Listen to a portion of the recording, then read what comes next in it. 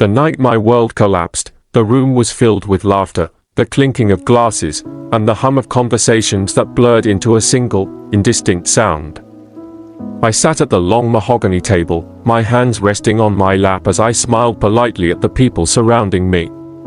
My husband, Caleb Morrison, sat at the head of the table, basking in admiration from his colleagues, his deep voice carrying easily over the crowd. It was a company dinner, an event Caleb had insisted I attend. His exact words were, "I want to show my colleagues the most beautiful woman in the world." It had sounded sweet, but something about the way he said it didn't sit right with me. Maybe it was the forced enthusiasm in his voice or the way he barely glanced at me when he spoke. Still, I ignored the uneasy feeling, convincing myself that I was overthinking things, until it happened. A woman's voice, sharp and unmistakable, rang out from across the room. "Caleb, baby, are you really going to act like you don't know me?" The entire room fell silent. The blood in my veins turned to ice. Slowly, I turned my head, my heart pounding so hard I could feel it in my throat. A stunning woman with fiery red lips, long black hair, and a dangerously confident smirk stood at the entrance of the private dining hall. She looked directly at Caleb, then at me, and with a voice coated in amusement and venom, she added, "Or should I say, are you really going to pretend you weren't in my bed last night?" The room erupted. Gasps. Murmurs. Someone even choked on their drink. I felt like I had been punched in the stomach. Caleb's colleagues turned to look at him, their expressions shifting from admiration to shock and judgment. He went pale, his fingers tightening around his glass, but he didn't say a word. He didn't deny it. He just sat there, frozen. And in that moment, I knew that my husband, the man I had trusted, loved, and built a life with, was a liar. A cheater. A fraud. And worse? He had just disgraced me in front of everyone. I don't remember how I got home that night. One moment, I was sitting in that suffocating dining hall, drowning in embarrassment, and the next, I was standing in my bedroom, staring blankly at my reflection in the mirror. I looked the same. But inside, I was wrecked. Caleb walked in behind me, the door clicking shut as he sighed heavily. "Ava, listen, whatever you think happened, it's not." I spun around so fast he took a step back. "Don't you dare." My voice trembled with rage.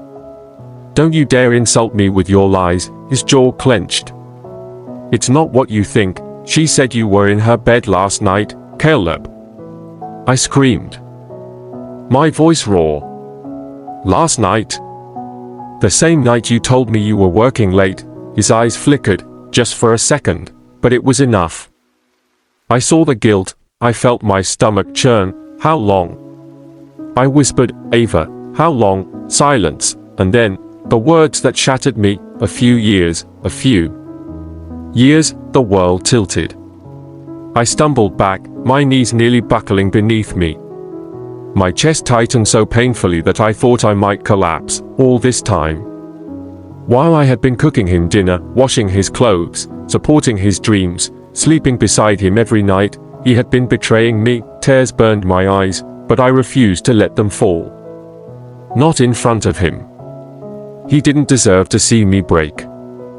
"You disgust me," I said, my voice laced with pure hatred. Caleb ran a hand through his hair. "Ava, listen, it's not like that. I love you, but what?"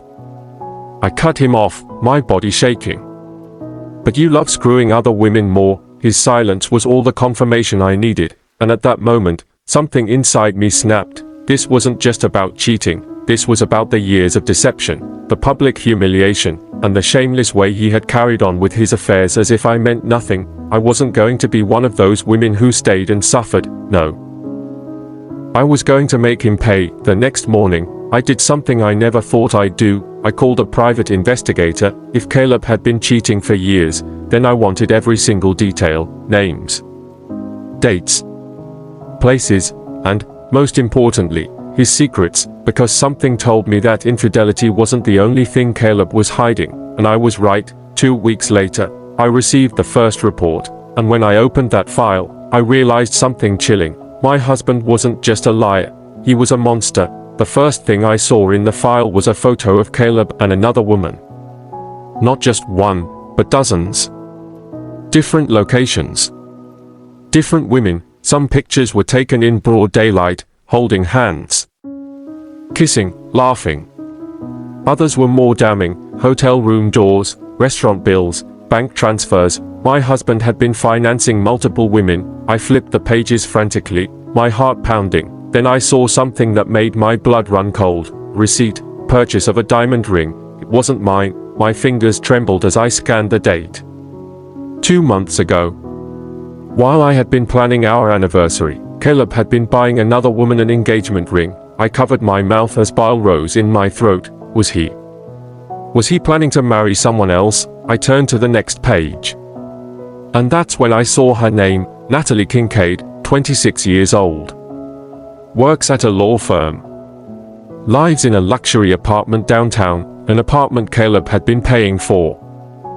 I felt like my body was shutting down. He had a second life. I gripped the papers so tightly that they crumpled. How long would he have kept this from me? Or worse, was he waiting for the right moment to leave me? I could feel my heart breaking, piece by piece, but at the same time, something inside me hardened. I was done being the victim. For the first time in my marriage, I looked at Caleb not as my husband, but as my enemy. And enemies deserve to be destroyed. I took a deep breath and called my lawyer, Andrea Fitzgerald. I need a divorce, I said without hesitation. There was a pause on the other end. Ava? Are you sure? More than ever. My voice was cold, steady. And I want it done in a way that he never sees coming, Andrea exhaled. All right. Let's talk strategy. And that's when the real war began. First, I moved money. Over the years, I had unknowingly funded his affairs, his lifestyle, his lies. Now? I funneled every legal dollar I could into an account he couldn't touch. Then, I started gathering evidence, bank statements, business documents, personal emails, because here's what Caleb didn't know: I wasn't just taking half. I was taking everything. The woman he never saw coming. The night before I confronted him, I stood in front of the mirror, staring at my own reflection. The woman I saw wasn't the broken wife from 2 weeks ago. She was someone new, someone ruthless, someone dangerous. And tomorrow, Caleb was going to meet her. Caleb walked into our house like nothing had changed, like he hadn't disgraced me in front of his colleagues, like he hadn't lied, cheated, manipulated me for years.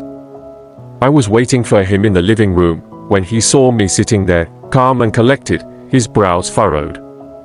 Ava, sit, I said softly. He hesitated, then slowly lowered himself onto the couch across from me. I placed the file on the table, opened it. His hands hovered over the folder, his jaw tightening.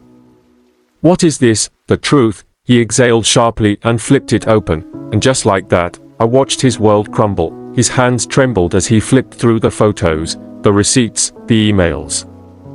When he reached the engagement ring, he snapped the file shut. Ava, listen, how long were you going to keep this up? I cut him off, my voice deadly calm.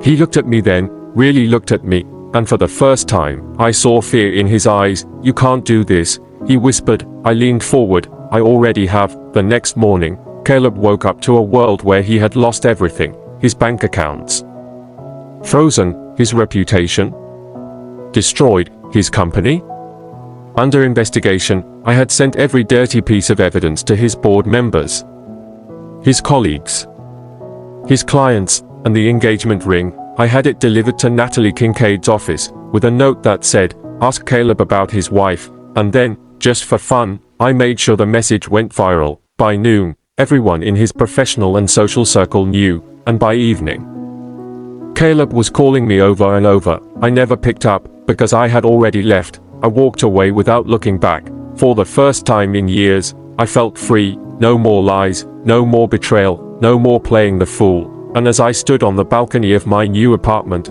glass of wine in hand, I smiled, because Caleb Morrison had disgraced me in front of his colleagues, but I had ruined him in front of the world, and I had never felt more powerful. Please subscribe, like, comment and share this video. It means a lot to us. Thank you.